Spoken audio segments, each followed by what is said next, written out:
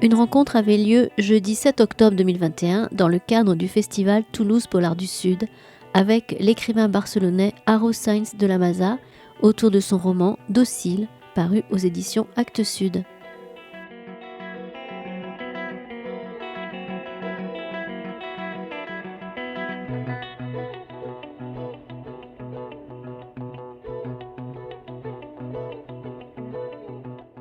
Bonsoir, merci d'être venu. Alors on va pas respecter le quart d'heure toulousain pour une fois. On va commencer à l'heure parce qu'à 18h45, je dois repartir d'ici avec Victor Delarbol qui va nous rejoindre parce que j'ai une autre rencontre en médiathèque dans la lointaine banlieue. Donc on va commencer. Merci à la librairie Ombre Blanche. On est très content de continuer à travailler avec eux dans le cadre de Toulouse Polar du Sud. Donc Toulouse Polar du Sud, ça a commencé, c'est le festival annuel de polar qui a commencé mardi, je crois. Il y avait déjà des rencontres avec un certain nombre d'auteurs. Haro, il est un peu fatigué parce qu'il a déjà fait beaucoup de rencontres. Il est allé jusqu'à Luchon, il est revenu. Voilà. Et donc on va faire cette rencontre avec Haro Sainz de la Maza pour son troisième livre traduit en français qui s'appelle Docile. Ce livre, comme les deux précédents de la série, se déroule dans sa ville de Barcelone. Donc peut-être que vous aviez... Le premier, c'était beaucoup plus évident, puisque c'était le bourreau de Gaudi, ça s'appelait. Il commence ce livre, donc c'est un livre policier, qui va reprendre un personnage qui est un personnage récurrent de cette série, qui est un flic qui s'appelle Milo, dont on parlera. Et ce livre commence avec un jeune homme qui arrive... complètement ensanglanté dans un commissariat et qui s'évanouit, mais avant de s'évanouir, il dit « ils sont tous morts ». Et donc les flics, déjà l'amènent à l'hôpital, ça c'est quand même la première chose, et puis ils commencent à chercher autour qui sont tous morts, et ils tombent sur une maison avec 5 personnes qui ont été assassinées à coups de pierre, et le seul survivant, c'est un bébé de 2 ans. Voilà, ça c'est le point de départ. Et puis après, tout le reste, je vous laisse le découvrir en lisant ce livre. Alors, la première question, c'est qu'est-ce que... Souvent, il y a quelque chose qui donne envie d'écrire un livre. On part d'une idée, d'un lieu, d'un personnage, d'un événement. Alors là, qu'est-ce qui a été le point de départ de ton roman, de ce troisième roman de la série? D'abord, je voudrais vous remercier de votre présence ici. Je suis très content, bien sûr. Merci aussi à l'Ombre Blanche. Pour moi, c'est un grand cadeau revenir après ces temps si difficiles. Alors, je suis un peu émouvé, pardonnez-moi. Alors, ta question era que quiero... ¿Cuál es el punto que te dio la idea de escribir este libro? Bueno, la intención ha sido esta vez indagar en el proceso de la violencia. Donc le point de départ, là, c'est de rentrer dans ce processus de la violence. Poniendo el foco en la gente joven. En faisant un focus sur les gens, sur les jeunes. Es decir, cómo es posible que un adolescente de nuestros días, sea capaz de racionalizar un crimen contra un semejante partiendo de la razón, no desde la sinrazón. No de la locura, no es un psicópata. Donc comment un jeune d'aujourd'hui, c'est pas un psychopathe, c'est quelqu'un qui va arriver, comment il peut arriver à rationaliser ce fait de violence extrême qui est de tuer son semblable et à le faire d'un point de vue vraiment de la raison. C'est pas un fou, c'est pas une folie, c'est pas un psychopathe, c'est comment la raison peut amener à cet acte-là. Y evidentemente esto entronca con esta banalización del mal que vivimos de manera constante por la televisión, la prensa, los medios, Internet. Bon, et tout ça, bien sûr, ça va avec cette banalisation du mal qu'on a actuellement, qu'on a à la télévision, sur Internet, dans la presse, etc., dans laquelle on baigne. Con lo cual, para Milo Malart, el personaje de la novela, es una cuestión una investigación muy difícil, porque esta vez se encuentra delante un joven que actúa como un espejo. Et pour Milo Mallar, qui est donc le personnage, ça devient une enquête qui est très très difficile pour lui, qui va être très difficile à mener, parce qu'il va se retrouver devant un jeune qui agit, qui se comporte comme un miroir face à lui. Milo Mallar tiene una gran inteligencia emocional, Milo Mallar, il a une très grande intelligence émotionnelle, es capaz de empatizar il a beaucoup d'empathie, il peut comprendre l'autre. y se encuentra un joven que tiene la misma capacidad de empatía, la misma sensibilidad y encima capacidad de mimetización. Et il va se trouver face à un jeune qui a la même empathie et il a une capacité, il est capable de comprendre l'autre, il a une intelligence aussi, et puis il a une capacité de capacité de mimétisme terrible.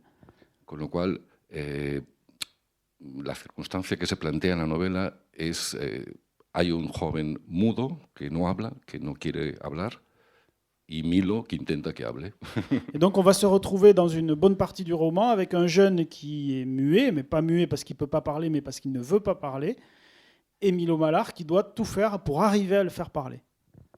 Todo esto está mezclado dentro de diferentes temas, no solamente el tema este de la banalización del mal, ¿no?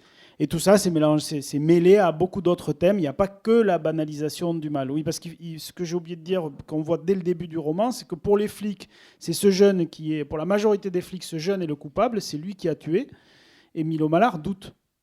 Il doute que ça soit lui, il doute que ça soit possible. Mais sauf qu'il se trouve effectivement face à un miroir.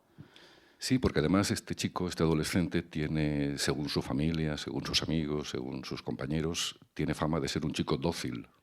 Et oui, parce que en plus, ce jeune, suivant, si on écoute sa famille, si on écoute ses amis, si on écoute les gens qui étaient au lycée avec lui, la réputation qu'il a, c'est d'être quelqu'un de docile, d'où voilà, le titre du roman, qui est le même en espagnol. Y para acabar de, digamos, configurar el inicio, el arranque, nos encontramos un Milo Mallar cambiado. Et pour finir un peu tout ça, on se retrouve avec un Milo Mallar qui est changé, qui a changé, il est changé. Ya no nos encontramos con un Milo maleducado, huraño, agresivo, asocial, salvaje. C'est plus le mal élevé, agressif, sauvage que l'on a vu dans les romans précédents. Sino nos encontramos a un Milo simpático, amable, Bueno. al principio sí. Et donc on a un Milo qui est sympathique, qui est aimable, au moins au début. Quiere abrazar a todo el mundo. Qui veut faire des câlins, qui veut... alors embrasser, c'est pas embrasser, c'est faire, oui, prendre dans ses bras tout le monde. Da las gracias. Il remercie. Es decir, está bien educado, ha cambiado, algo le ha pasado. Il a changé, il y a quelque chose qui est arrivé. Incluso para sus compañeros le hacen la broma de «te has vuelto dócil». Et donc, parmi ses collègues flics, la blague, c'est « mais t'es devenu docile ». Entonces, estas líneas que parecen que no tienen mucho punto en común, tienen un punto en común, ¿no? Et donc, toutes ces lignes qui paraissent pas avoir beaucoup de points en commun, ben oui, elles ont quelque chose en commun quand même. Y todo va fluyendo hacia el final, donde se van desvelando las claves. Et tout arrive à la fin où on découvre que... mais non, je vais pas le dire. No sé si conocéis a Milo Mallar, pero es un personaje bueno, que es probable que alguien al principio se rebote un poco con él. Alors, je ne sais pas si vous connaissez Milo Mallar, si vous avez vu, mais c'est probable que la première fois que vous le voyez, il risque d'y avoir ça risque d'accrocher, quoi. Ça risque de pas bien se passer. Pero es un tipo que es el policía que nos gustaría tener a nuestro lado si nos viéramos envuelto en un asesinato. Mais c'est le genre de flic qu'on aimerait bien avoir en face, qu'on aimerait bien rencontrer si on était pris dans une affaire d'assassinat.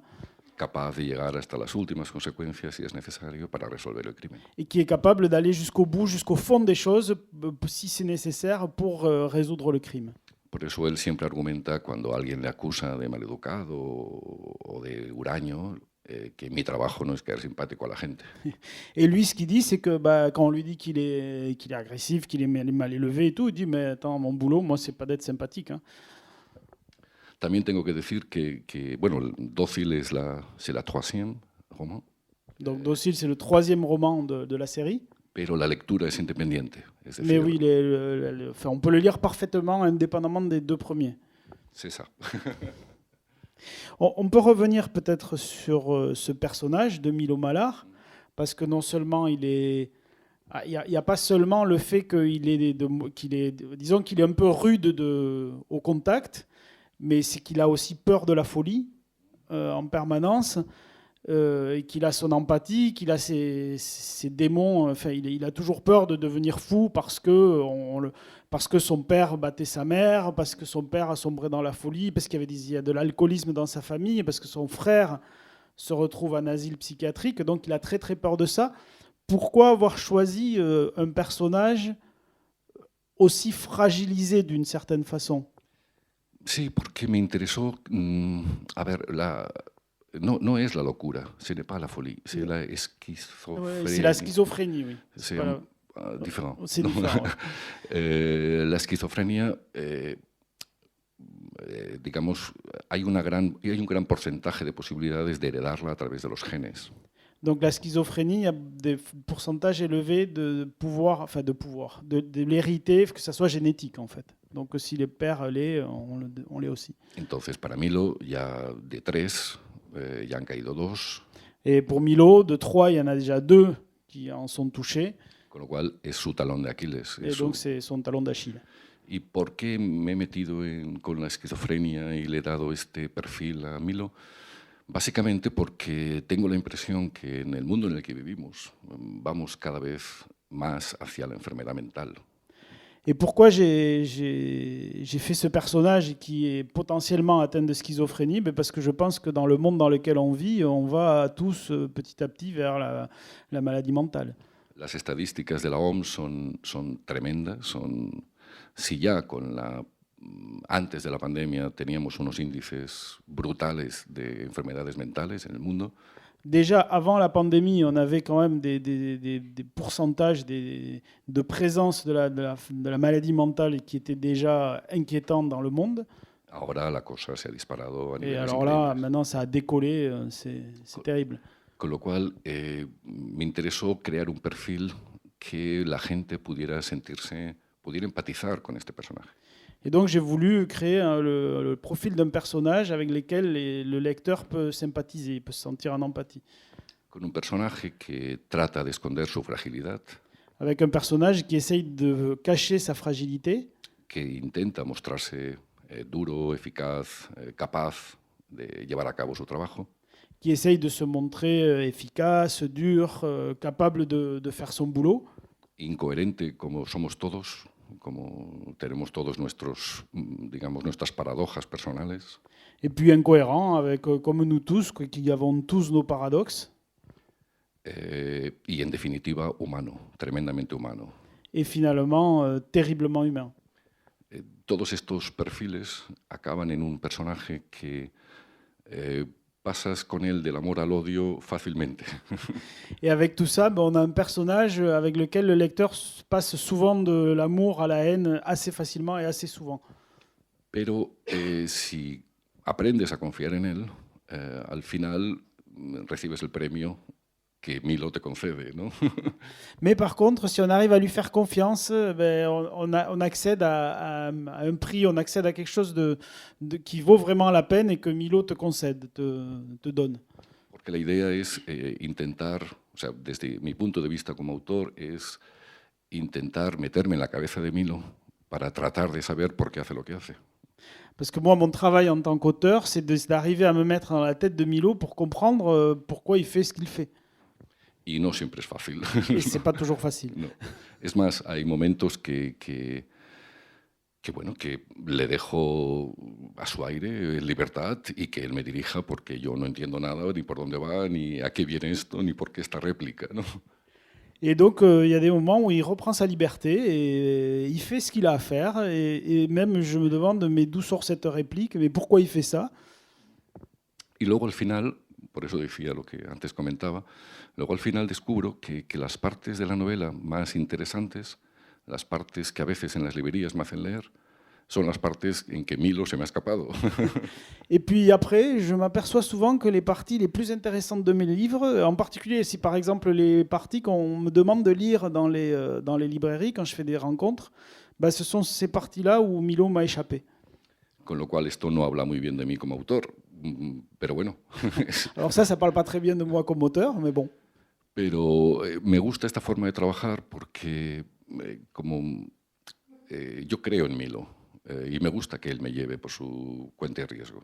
Mais ça me plaît de travailler comme ça, parce que moi j'ai confiance en lui, je crois en lui et j'aime bien me laisser embarquer par lui. Y esto puede parecer un poco extraño, pero es real. Es decir, para mí es una persona real, Milo.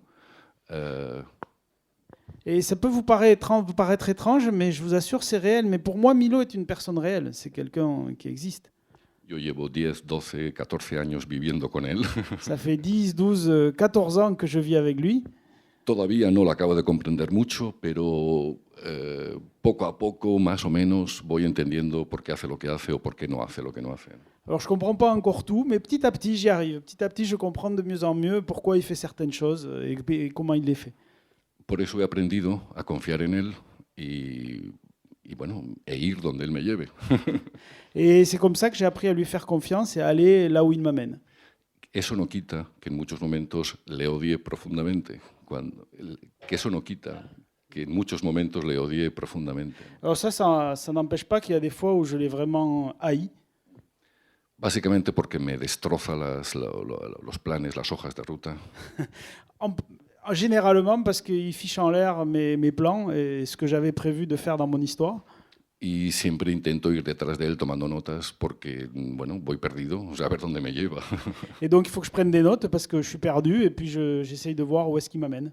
Esta es una de las razones por las cuales soy lento a la hora de escribir. C'est une des raisons pour lesquelles j'écris lentement en fait. Je suis assez lent au moment où il faut écrire. Yo no puedo escribir una novela en un año, necesito 2 años, 3 años mínimo. Ah non, j'y arrive pas. Il me faut au minimum 2-3 ans. Por esto. À cause de ça. Porque Milo me complica mucho la vida. Parce que Milo me complique la vie. Y en legítima defensa, entonces yo se la complico a él. Et comme c'est de la légitime défense, moi je la lui complique à lui aussi. Así que hacemos un equipo, digamos, bien coordinado. Donc on est une équipe bien coordonnée.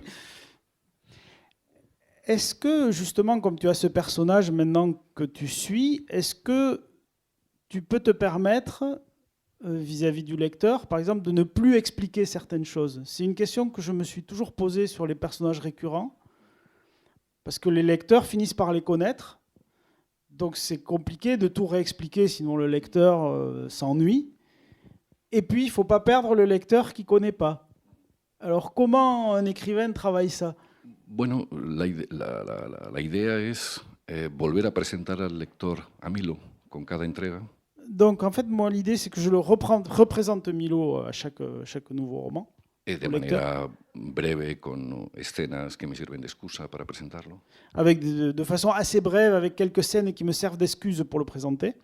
Y el truco principal es, en cada entrega, en cada novela, presenta un Milo cambiado, diferente, evolucionado. Ah, et le truc, c'est que en fait, je le fais changer à chaque roman. Es decir, a Milo le pasa lo que nos pasa a nosotros en la vida, que vamos cambiando, vamos evolucionando, somos diferentes cada vez. Et à Milo, il lui arrive ce qui nous arrive à nous tous, c'est-à-dire qu'on change d'une année sur l'autre, on n'est pas les mêmes. Mantenemos la esencia, mantenemos nuestra forma de ser, pero cambiamos, evolucionamos. Notre essence reste, on va rester la même personne, mais quand même on évolue, on change. Por ejemplo, en la segunda, Les Muselés, Milo era un personaje muy hostil. Et par exemple, dans le deuxième, Les Muselés, Milo, il était très, très, très hostile. En cambio, en la tercera, es todo lo contrario. Alors, dans le troisième, c'est tout le contraire. Bon, vis-à-vis des femmes qu'il aime bien, il n'est pas très agréable, on va dire. Pero, ¿por qué piensas que no es agradable Milo al principio? Dime, explícamelo. Il est avec les femmes, quand il considère que ce qu'elles font n'est pas bien pour elles, il a une façon de se mettre dans leur vie et de leur dire qui est un peu, on va dire, comme un père avec sa fille. Et si la fille est adolescente, en général, le père se fait envoyer... ¿Me lo puedes traducir? Sí, oui. Sí, no. Las historias de amor de todos sus amigos. Sí. Porque están todos en una relación sentimental. Bon, en fait, il n'aime pas les histoires d'amour de ses amis. Ils sont tous dans des histoires sentimentales. Il trouve pour tous qu'ils sont avec quelqu'un avec qui ils ne devraient pas être. La acción transcurre en primavera y todos tienen las hormonas. Oui, c'est le printemps, et, les hormones. Y él está sorprendido que todo el mundo ande con las hormonas tan revueltas, ¿no? Et lui, ça le surprend que tout le monde ait les hormones tellement en activité. Y él, como investigador que es, quiere averiguar por qué pasa. Et lui, il est enquêteur, donc il veut savoir ce qui se passe. Pero siempre desde la confianza, desde el respeto, no desde, digamos, no de manera desagradable, sino de manera directa. Oui, c'est très direct, ce qui peut se révéler parfois désagréable. Mais non, il ne cherche pas à être méchant, mais il peut être vécu comme un peu pénible. Pénible. Ah. Bueno, pero piensa que es la característica principal de Milo. Mais ça, c'est la caractéristique principale de Milo. Él no tiene mano izquierda, no es diplomático. Oui, no, voilà, oui. Il n'est pas diplomate. Es un poco bruto. Un peu brut de fonderie dans son rapport aux gens.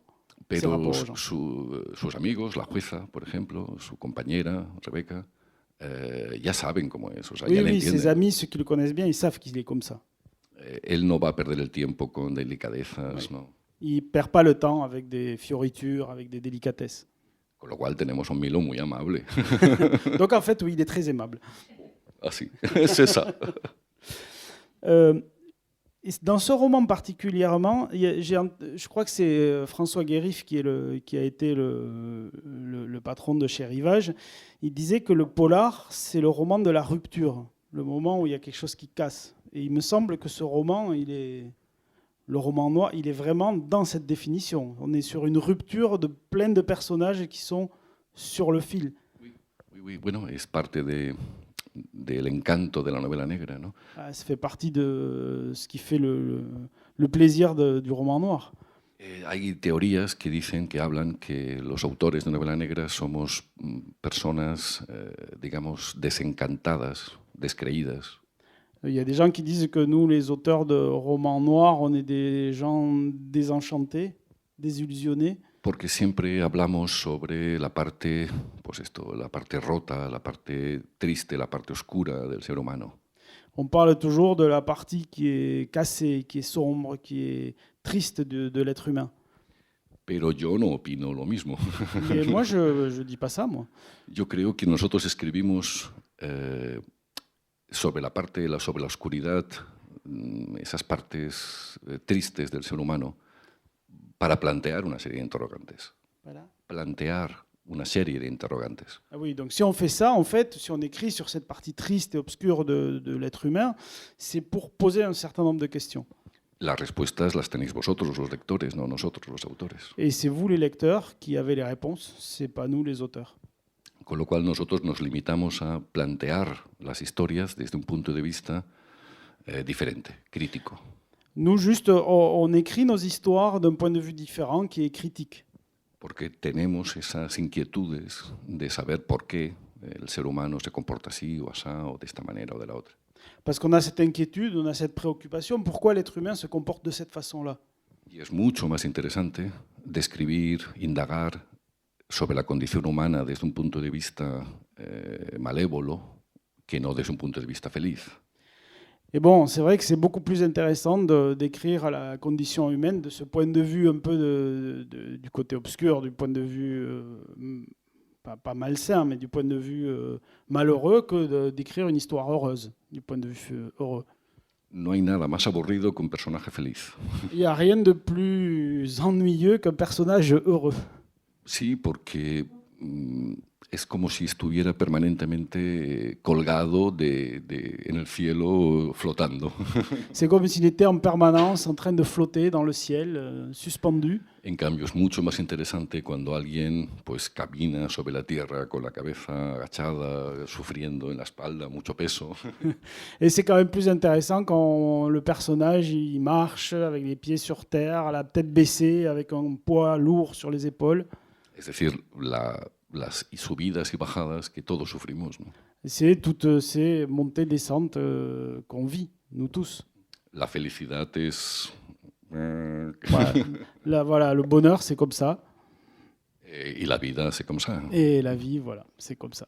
Y con lo cual los autores de novela negra, claro que hablamos de esa parte oscura, de esa parte negra, de esa parte terrible, pero es con voluntad positiva, blanca, aportar un poco de luz, ¿no?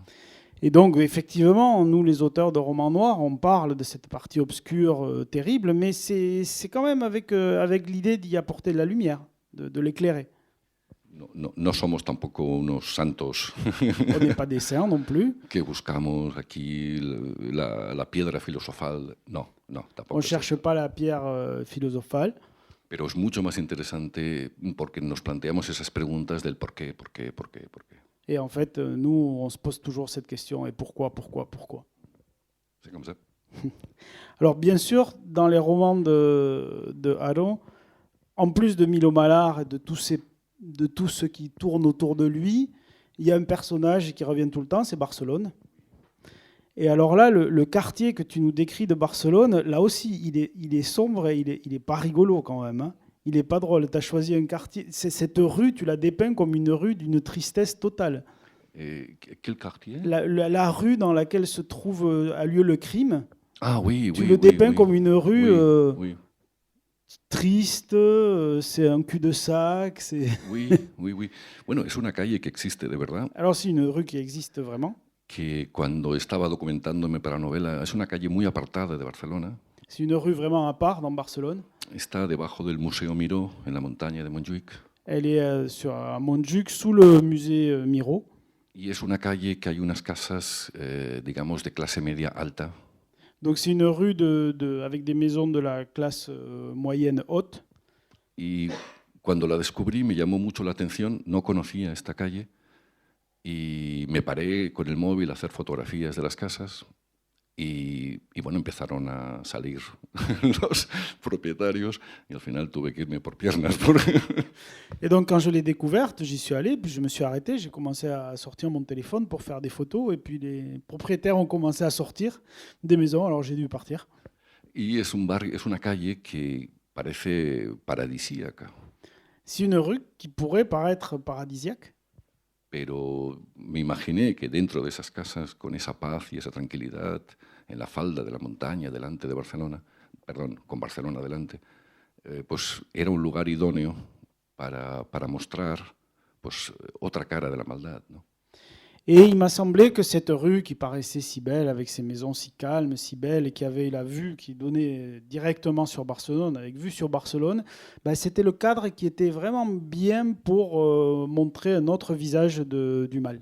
A lo mejor influenciado por la mala cara que me ponían los propietarios. J'ai peut-être été influencé un peu par la tête que m'ont fait les propriétaires quand ils sont sortis et qui me voyaient prendre mes photos. Pero lo que decías, Barcelona es otro personaje más de la novela. Et oui, bien sûr, Barcelone, c'est un autre personnage du roman. Y procuro ir cogiendo barrios para ir centrando las tramas, ¿no? No siempre. Et donc, je parcours les différents quartiers pour faire mes différentes histoires. El único barrio que no cambia o el único elemento de la ciudad que no cambia es el mar. La seule chose de la ville qui ne change pas, c'est la mer. La mer où Milo va tous les matins. Exacto, que es el lugar preferido de Milo. C'est l'endroit préféré de Milo. Y es donde él realmente se siente a gusto, donde realmente se relaja. Et c'est l'endroit où il se sent bien, là où il arrive à se relâcher, à être tranquille, à être serein. A pesar de que la novela empieza con un mar en plena tormenta. Bien que le roman commence par une mer qui est en pleine tempête. Y él se tira igualmente. Et lui, il y va quand même nager. Es lo que llaman, hay un viento, el mestral, que es un viento de mar. ¿De mar o de tierra? Del mar, te lleva de mar a tierra. Ah, il y a un vent qui souffle, qui t'amène de la mer vers la terre. En catalán, el mestral, que no es lo mismo que Mistral. Mestral en catalán. Y es un mar muy peligroso porque, bueno, la corriente es muy fuerte. Et c'est des circonstances dans lesquelles la mer est très dangereuse parce qu'il y a beaucoup de courants, des courants très forts. Y perdona, tienes razón, es un viento de tierra. Porque no se puede volver. Correcto, no, en fait, c'est bien un vent de terre. Donc Milo, il part et puis après le retour, ça devient compliqué. Con lo cual, la mejor manera, lo que decíamos antes, la mejor manera de presentar a Milo es ponerlo en situación en un mar completamente enloquecido, ¿no? Et donc, par exemple, là, la meilleure façon de présenter Milo, c'est de le mettre dans cette mer complètement déchaînée. Y ver cuál es su actitud ante tamaña tontería que está haciendo. Et de voir quelle attitude il va prendre face à la stupidité de ce qu'il va faire. Es decir, ponerlo a prueba y ver cómo sale, ¿no? Y ver Voilà. cómo lo consigue. Voilà, donc il va le mettre à l'épreuve, alors pas du feu mais de l'eau, et voir comment il s'en sort. Y la manera de solucionar este problema que él mismo se ha creado al principio es la manera en que luego lo vamos a ver reaccionar al final de la novela. Et finalement, cette façon qu'il a de trouver la solution à la situation dans laquelle il s'est mise, bah, c'est un peu la façon qu'on va le voir utiliser à la fin du roman pour se sortir pour arriver au bout de son enquête. Siempre digo, es una frase muy simple, pero siempre digo que la tierra de Milo es el mar. Par exemple, il y a une phrase, pour moi, la terre de Milo, en fait, c'est la mer. Es el único lugar de Barcelona que le gusta. C'est le seul endroit de Barcelone qui lui plaît. Y es el único sitio desde el cual, cuando observa la ciudad, le gusta la ciudad. Et c'est seulement quand il est dans la mer qu'en regardant la ville lui plaît. C'est le seul point de vue sur la ville qui lui permet d'aimer cette ville. Es decir, desde el mar él logra hacer las paces con, digamos, con la ciudad, con su entorno, con sus conocidos, con su trabajo, etc. Il n'y a que depuis la mer qu'il arrive à se retrouver en paix avec la ville, avec son entourage, avec les gens qu'il connaît. El agua en mis novelas es muy importante. Donc l'eau dans mes romans est très très importante. Es como, bueno, dicen los psicólogos, no porque haya ido al psicólogo, bien sûr, dicen los psicólogos que un poco como el retorno al útero materno. Voilà, c'est le retour au ventre maternel. Con lo cual, bueno, pues tenemos a Milo en plena locura en un mar muy peligroso y este joven adolescente que no suelta palabra, que no dice nada, que no habla. Et donc on a voilà ces deux choses, Milo dans cette mer déchaînée et puis cet adolescent qui ne dit pas un mot, dont il n'arrive pas à tirer un seul mot. Et Barcelone, alors il y a aussi un moment dans le livre qui se trouve vers la fin où tu vas parler des attentats à Barcelone, même si tu les situes ailleurs que c'est... j'ai pas trop... À la Ramblas. Mais tu les as pas mis près de la Sagrada Familia Non. Dans le livre Ah non, dans les Ramblas. Donc c'est les attentats. Donc ce que je voulais dire, c'est que autant Barcelone souvent est présenté par ses côtés sombres, autant là tu rends hommage oui. aux Barcelonais. Sí. Tu voulais vraiment en parler. Oui, sí. Es que a Milo le ha ocurrido algo muy curioso y es que bueno, él se ha quedado muy, muy tocado por los atentados del 17 de agosto del 2017 de las Ramblas en Barcelona. Milo. Milo, il est resté très très marqué par les attentats, donc il y a eu en août 2017 à la Ramblas. Y la acción de la novela transcurre 9 meses después. Et l'action du roman se déroule 9 mois plus tard. Es decir, los atentados fueron en agosto y esto ocurre en mayo. Les attentats sont en août et ça c'est en mai. Y hay algo que a Milo le ha dejado boquiabierto, que fue la reacción ciudadana con los atentados. Et il y a quelque chose qui a beaucoup impressionné Milo, c'est la réaction des citoyens à ces attentats. Y es, digamos, la primera vez en 1500 páginas, en 3 novelas, que Milo habla bien de Barcelona. Et c'est la première fois en 1500 pages que Milo, et donc toi, Milo, parle bien de Barcelone. Porque admiró la reacción, le emocionó la dignidad de la manifestación silenciosa en Plaza Catalunya. Parce qu'il a admiré cette réaction, il a admiré ce qui s'est passé, il a admiré la manifestation silencieuse qui a eu Plaza Catalunya. Y en ese instante él se sintió por primera vez unido a los barceloneses, a la ciudadanía. Et pour la première fois, à cette occasion, il s'est senti faire partie uni avec les Barcelonais et avec les citoyens de cette ville.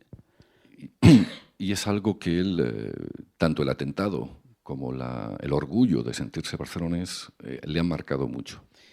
Et ce sont deux choses qui l'ont marqué, aussi bien l'attentat que la fierté de se sentir barcelonais à la suite de cet attentat.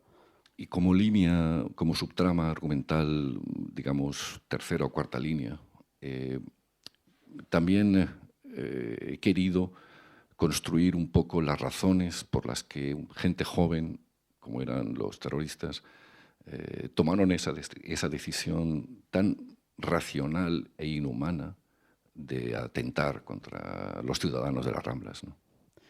Et finalement, c'est très en dessous, c'est en deuxième, troisième, quatrième couche sous mon roman, mais c'est aussi se demander comment ces jeunes, parce que les terroristes étaient jeunes, ont pu prendre la décision rationnelle, c'est-à-dire rationalisée, d'aller tuer des gens sur les Ramblas.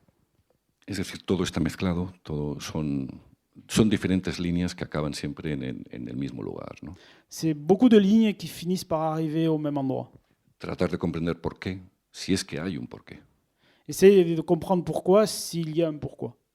A veces la razón, por más que queremos encontrarla, o no existe o nos parece muy frívola, muy tonta, ¿no? muy simple. Et quelquefois, la raison de ces actes, si elle existe, elle peut nous paraître très simple, enfin, très petite, très frivole, très inexistante. Pero es una de las obsesiones de Milo, ¿no? Averiguar el porqué. Mais ça, c'est une des obsessions de Milo, c'est savoir pourquoi.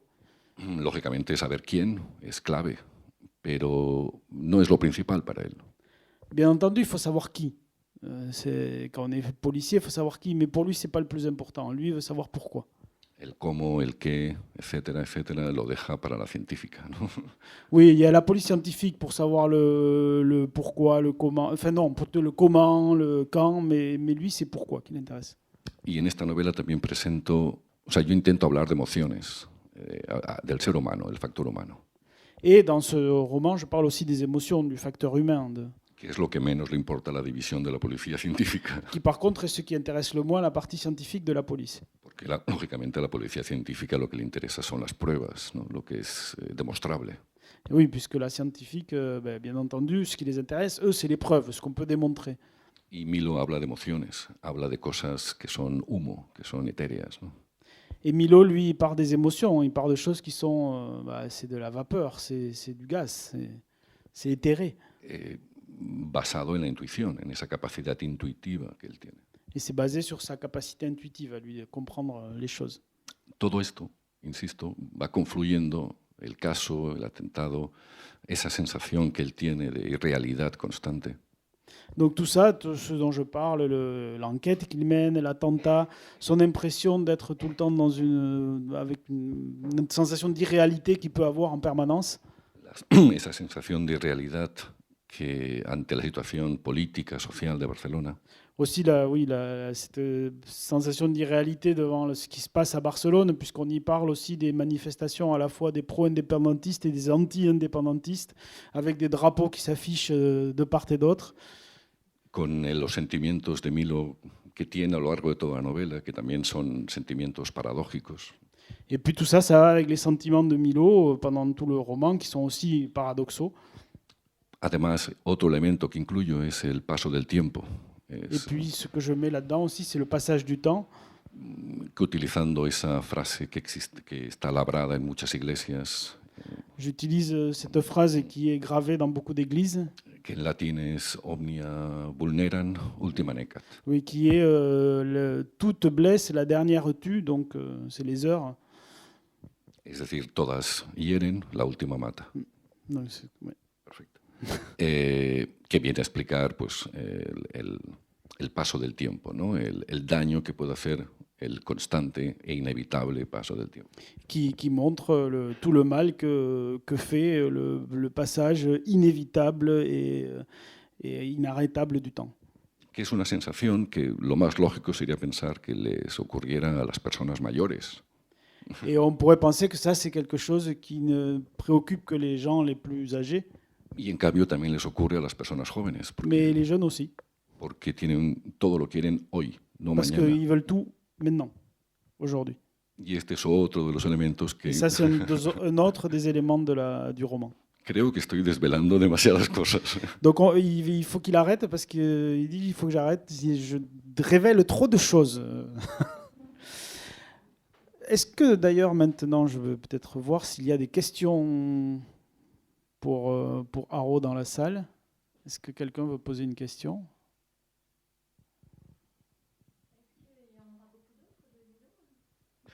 Oui.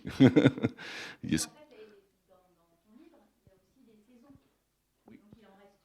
Sí, exacto, exactement. Sí, en principio es una tetralogía. Bon, normalement, au départ, c'est une quadrilogie. El Bugo de Gaudí era verano, Le Bourreau de Gaudi, c'est l'été. en Les Muselets invierno, Les Muselés, c'est l'hiver. Docile printemps, Docile, c'est le printemps. et la quatrième, l'automne. L'automne, oui, ben oui. Y en la primera, el arma del crimen era el fuego, Dans le premier, l'arme du crime, c'était le feu. en la segunda el aire, Dans le second, l'air. Dans le troisième, la tierra la terre, les pierres. y en la cuarta el agua. Et dans le quatrième, ça sera l'eau. Juego con las 4 estaciones, los 4 elementos, Je joue avec les 4 saisons, les 4 éléments.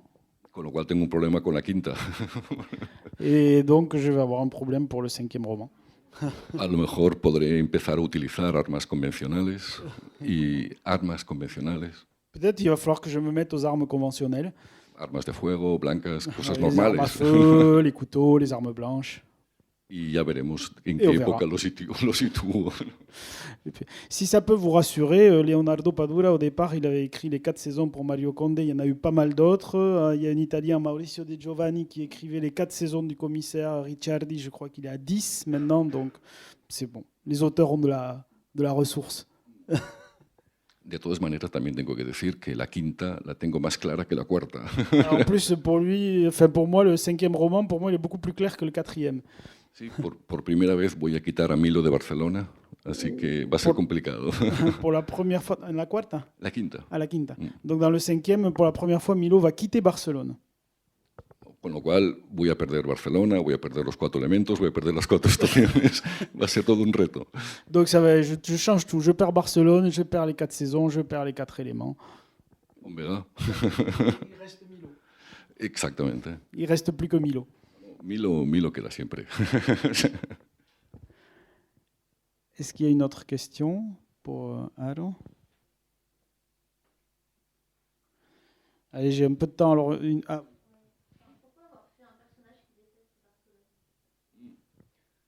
Et pour montrer la paradoxe de les Barcelonais.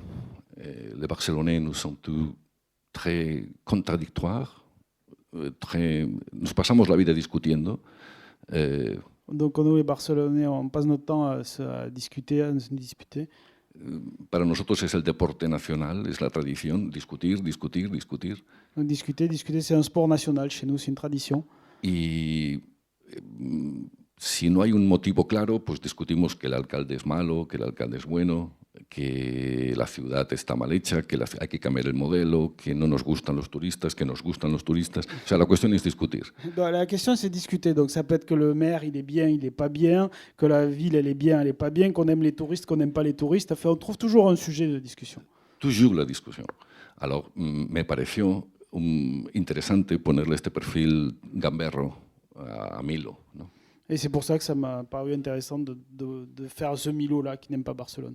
Pero tengo también que dejar claro que a mí, mi ciudad, es mi familia, es un personaje, es algo muy cercano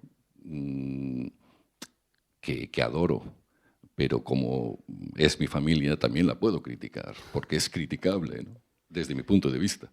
Je tiens quand même à clarifier que moi, cette ville, c'est ma famille, j'adore cette ville, mais comme c'est ma famille, j'ai le droit de la critiquer.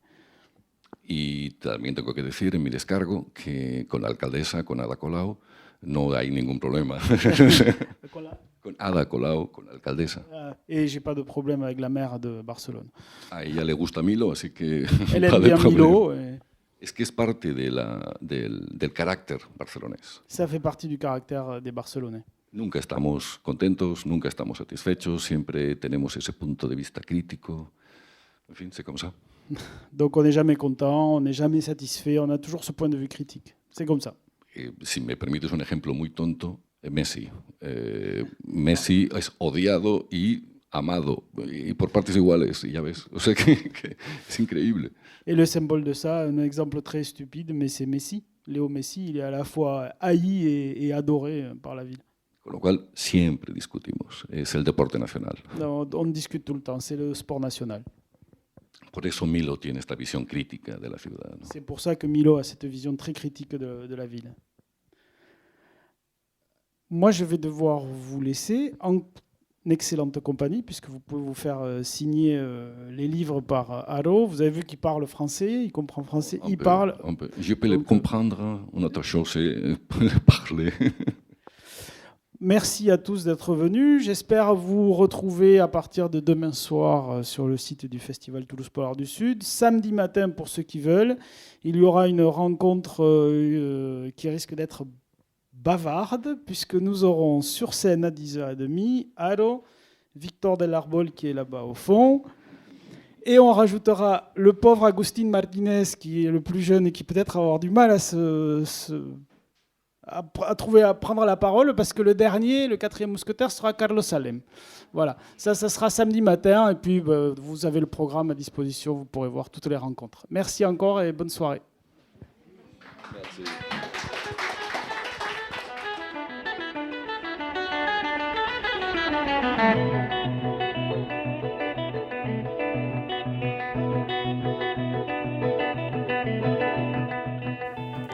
C'était Haro Sainz de la Maza, auteur de Docile, roman noir paru aux éditions Actes Sud, lors d'une rencontre à la librairie Ombre Blanche, jeudi 7 octobre 2021, dans le cadre du festival Toulouse Polar du Sud. Haro Sainz de la Maza est aussi l'auteur du Bourreau de Gaudi et des Muselés. Réalisation et mise en onde, Radio Radio.